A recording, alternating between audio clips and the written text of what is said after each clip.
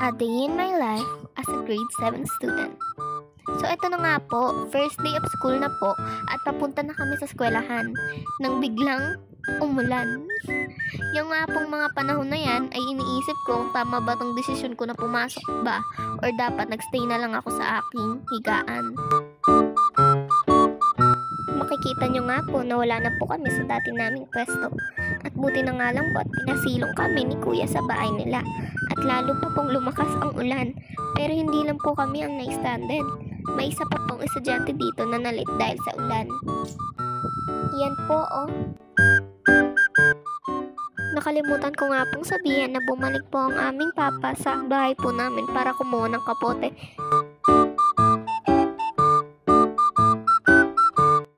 Ayun na nga po at sinusuotan po ang aking kapatid ng kapote. Habang ako naman po ang nagsuot ng Bear Brand na kapote. Bear Brand, baka naman.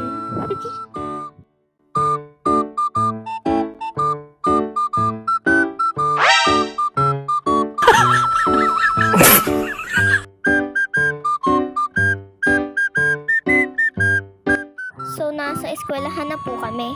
At kung makikita niyo po, marami pa rin po ang nakasilong. Kahit hindi na pong malakas ang ulan dahil umaambon. Ayan nga po, papunta na po kaming gym. Ayan pong may Rizal, tapos number 1, ayan po ang gym ng school namin. Diyan nga po ay nag-aabang na po kami ng section ko.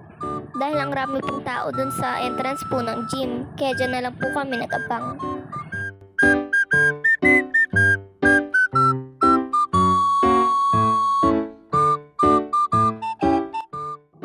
So, dyan nga po ay napagpasyahan po namin pumunta sa gym para tignan po kung nandun po ba ang section ko o wala. Pero sakto lang naman po pala ang dating ko sa gym at nakita ko po agad ang aking section.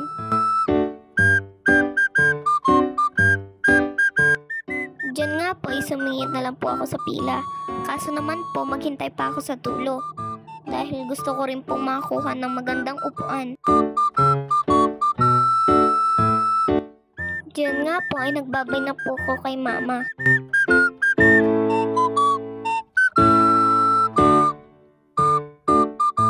Dito nga po ay makit po si mama para kunin ang aking payong dahil baka po lumakas ang ulan.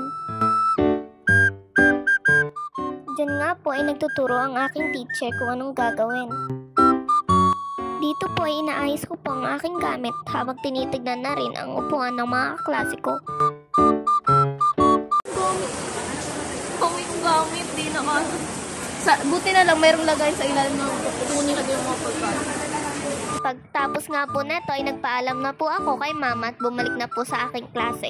Yun lang, see you on my next vlog! Vlogadag!